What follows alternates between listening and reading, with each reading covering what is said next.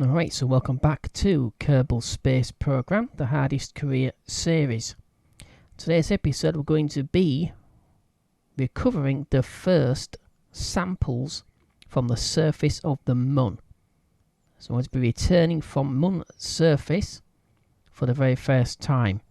So we've got a tiny little capsule on top of a lander, very similar to the landers we've already used, to land on the Mun and Minmus. However, this time I'm going to be getting some science and bringing it all the way back to Kerbin for the first time. So this is actually a reenactment of Luna 16, conducted by the Soviet Union. It was, take a quick look at the contract. So it's actually after Apollo 11 and Apollo 12. It's conducted in 1970. And it was conducted by the Soviet Union, as I said, and it was the first time an automated return capsule actually made it all the way back from the Moon back to the Earth.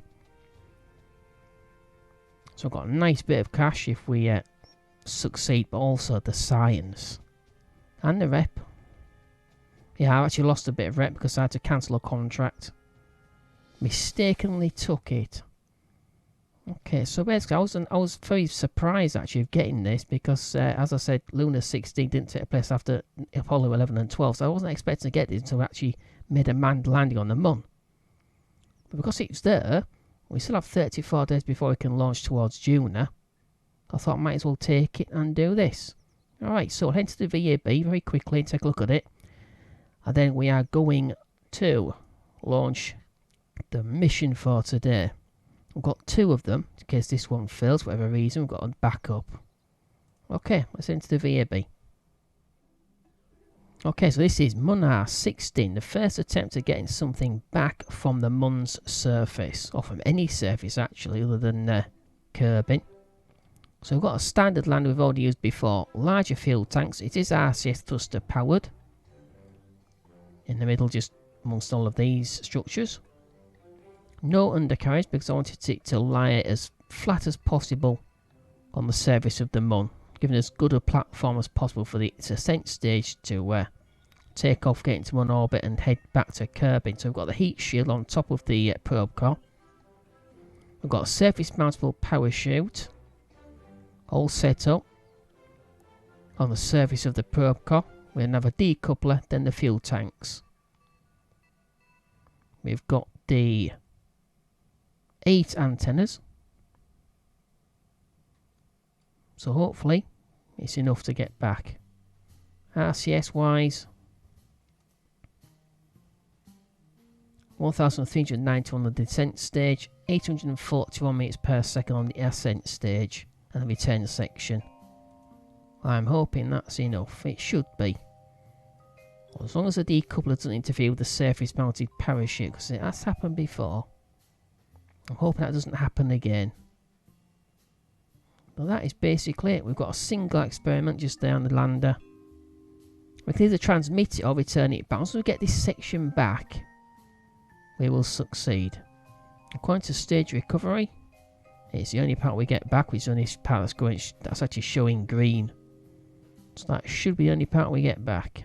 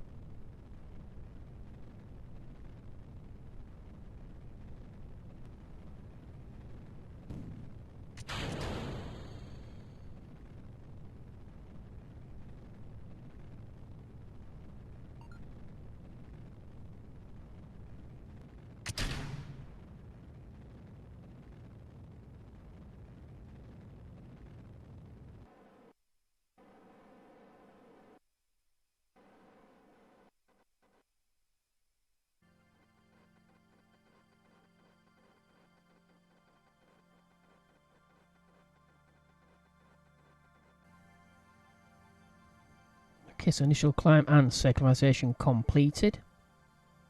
We need to plot the course to the Mun, and then we shall initiate the transfer burn.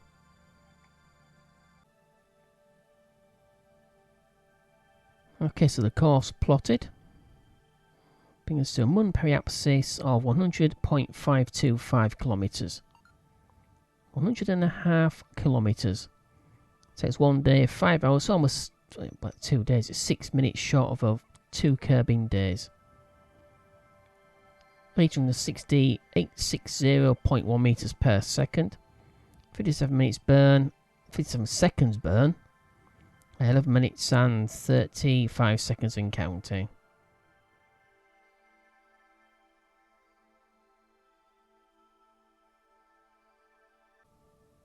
Okay, 7 seconds. We have got all 3 stages back, the 2 SRBs and the first stage.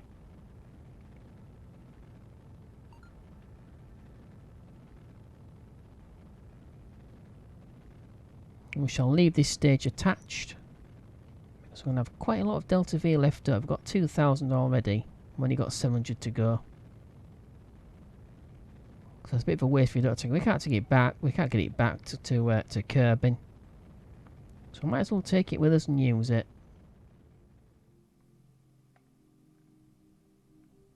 3, 2, 1.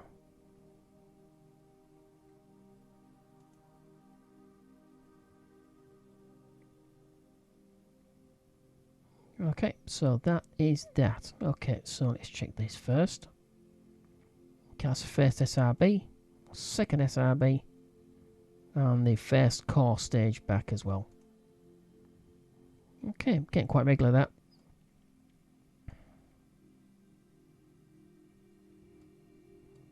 Okay, so I've activated the antenna so we don't lose contact with this. Electric charge is okay for now.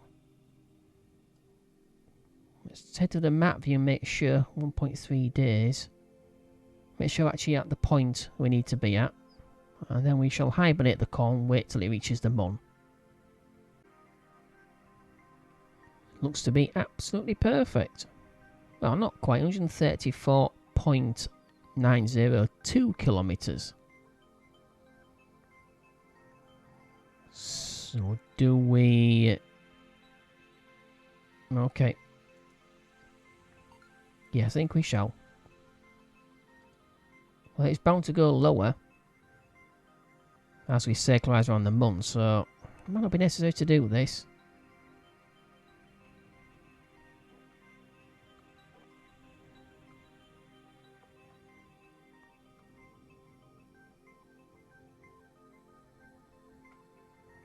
Yeah, I should have left well enough alone. Never mind.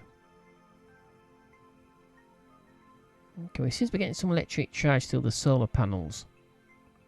So SES is off. I'm going to hibernate the core. Okay, I decided to put SES back on, so when it's drifting off. Okay, so the core is going to go on to standby. Just in case at some point we don't have electric charge being brought in by the solar panels.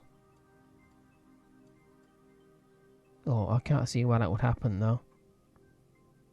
Although strange things can happen, I suppose.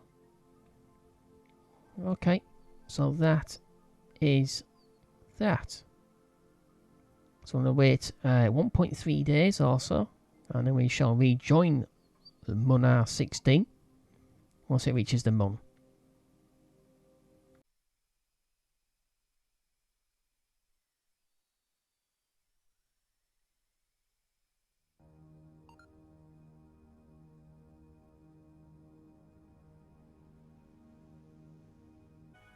Okay, 5 seconds, 4, 3, 2, 1.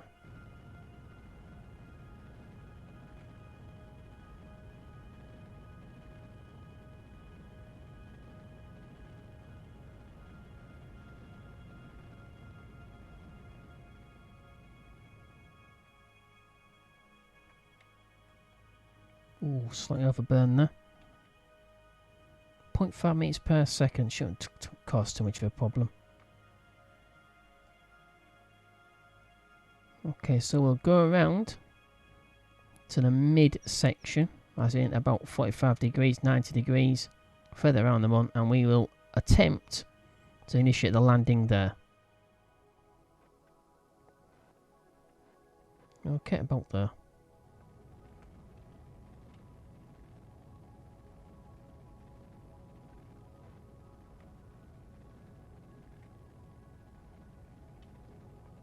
So I want to go in vertically down as much as possible.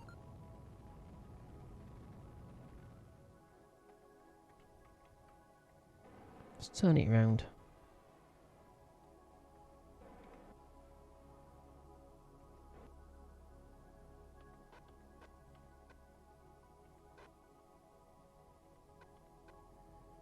Come on.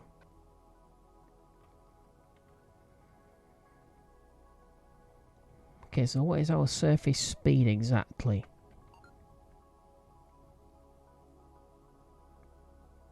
Okay, looks like we're accelerating.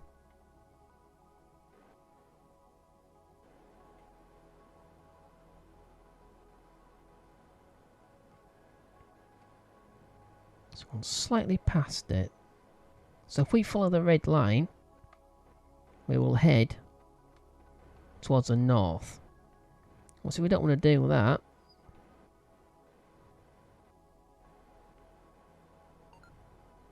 We don't want to figure out exactly where 270. So 270 is always that way. So we'll try and keep it so it's above us.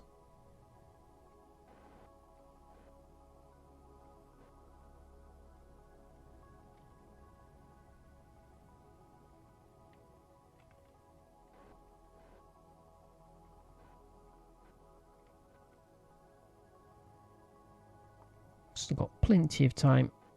And 624 meters per second in his final stage. We have to resort to the lander.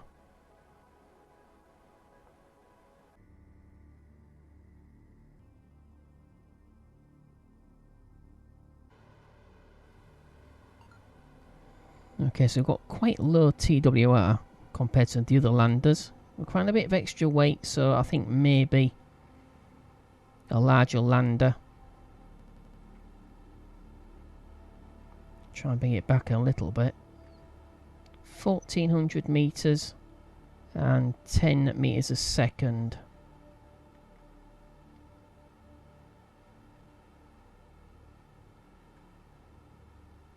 So yeah, what increases the actual mass of the lander is the heat shield.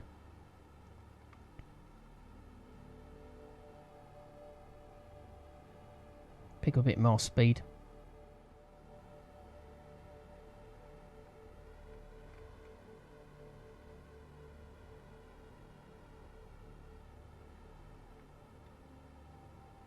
Pitch up a little bit.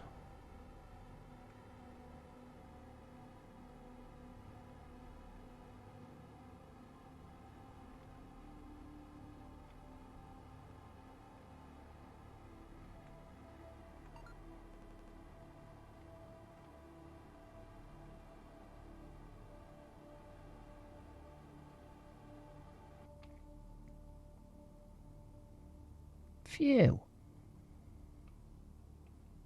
Okay, RCS off, SAS off. How much fuel do we have left? Let's have a look. Because for a lot of the descent, we actually used the second stage. Oh, nearly half. Damn. So yeah, I don't think it's recommended to start burning with the actual lander stage so late though. So I did panic there for a second.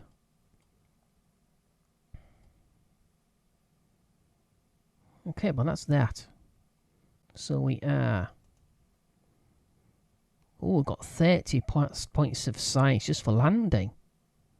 Launch of Lunar, 16-month, landing month completed, 9,600. Same amount we got before for the previous award. 30 science and 4 reputation. What's that give us? 77.4 science, 1.317250 million. Nice.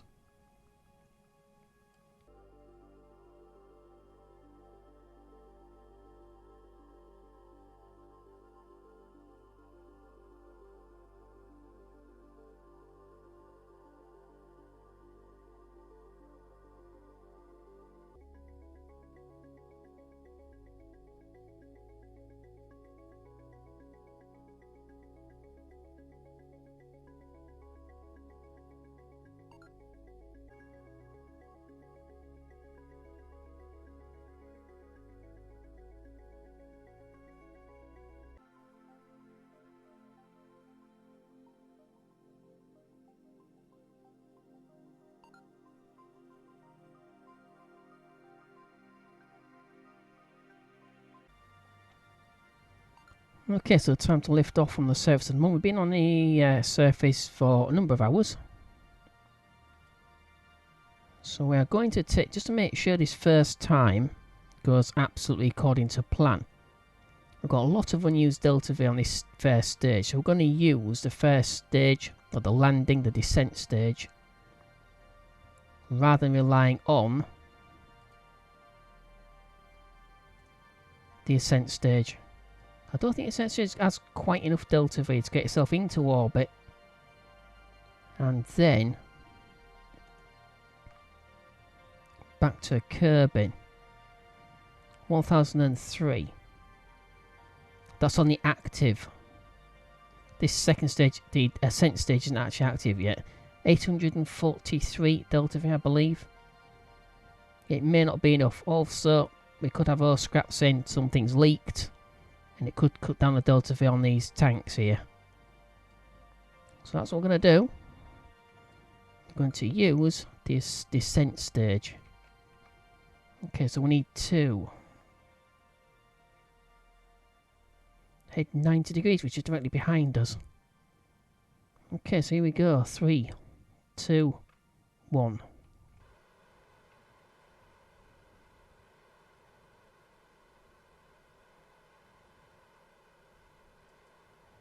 Let's see if we switched on, which is surprising.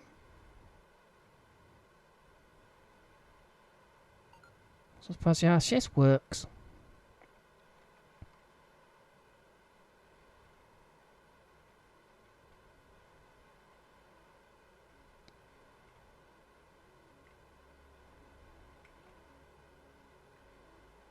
Okay, let's lean over.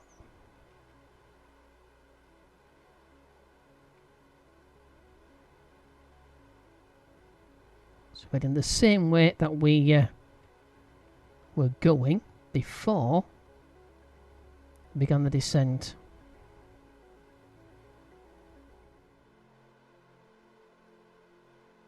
Okay, so manoeuvre node planned. We've got 306 meters per second left in the descent stage. So that's exactly what I've used, and it's just, well, about just over 200 meters per second was needed to escape the Mun's gravitational field. So we should have, yeah, if it goes properly, we should be at 376.017 kilometers.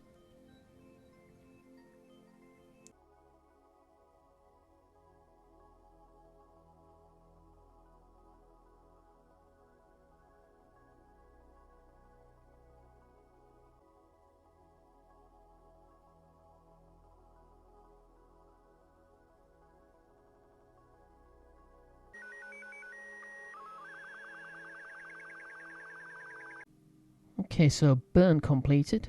It's about 2 days to the periapsis. We have about 204 meters per second delta V remaining. We're going to leave the propulsion stage attached because for obvious reasons it's got the reaction wheel attached to it. So we need to be able to aim this into the atmosphere. Alright.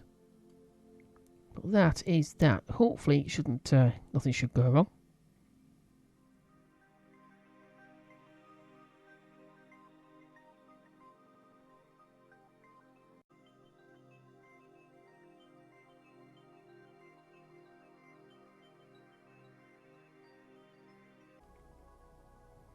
Okay, so I have plotted the final manoeuvre and the apoapsis to bring the periapsis around Kerbin down to 30 kilometers. So that's well inside the atmosphere. Not too steep though.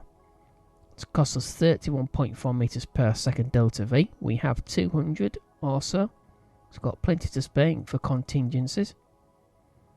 We've got 3 hours and 8 minutes. 3 hours and 8 minutes before the manoeuvre. Okay, a few seconds. Let's turn the car back on. 2, 1.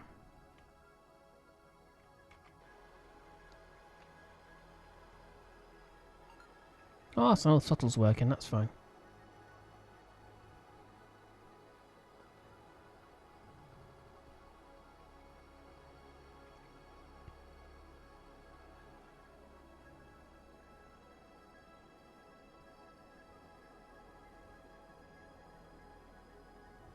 3, 2, 1.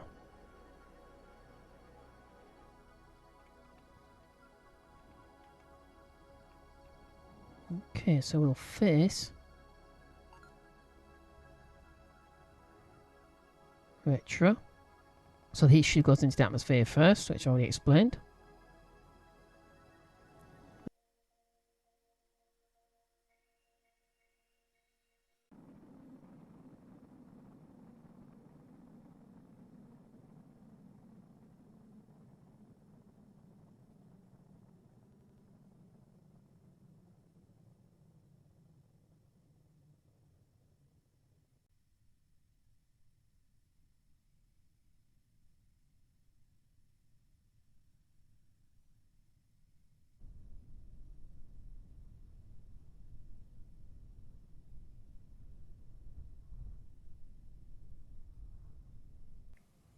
Okay, so that makes a total of 108 earned from the mission in science, and 2 more makes 110. So we have returned home from the surface of the moon. Got a nice chunk of cash, 1 size 3 reputation. We've broken an ocean depth record of 750 meters. Yeah. For some reason, it counted a piece of the spacecraft as it went deep into the ocean. It splashed down. The probe core itself floated back onto the surface before it reached its critical depth. But another part did not, and it went well below the 400 meters red line, which normally means that you've lost your part and it gets destroyed. So something strange there. So for some reason it's counting a piece of the debris instead of the actual probe core, which is a bit strange. Okay. So that is the end of the first return from the surface of the moon. So we need about, as mentioned, between 1200 and 1400 delta V to make it safe, just in case the scrap causes a tank to leak fuel. It's got a little bit spare. Okay, so 157.4 size. We're starting to gain reputation again. We've got 1,528,277 funds. So we have, that's fine, I can scrap that now. So a day 3, day 269, the second hour, 1 hour 14 minutes. We still have 29 days, 3 hours and 24 minutes, so that's about 29.5 curbing days before Juna's launch window comes around. So I'm already designing a spacecraft for that. We'll be sending 2, just in case I have 1 fail. I'm going to send 2 within an hour of each other. However, that is the end of this episode. Okay, so if you enjoyed, don't forget to click like, it is appreciated. If you enjoy the content on the channel, don't forget to subscribe, that's also appreciated. If you want to leave a comment or ask a question, you're more than welcome to do so. Don't forget we also have Discord, Facebook and Twitter. You can find link to all 3 of those platforms on the banner front page on the channel. Alright, so once again, thank you for watching. Hope to see you in the very next episode. In the meantime, however, take care. Bye-bye.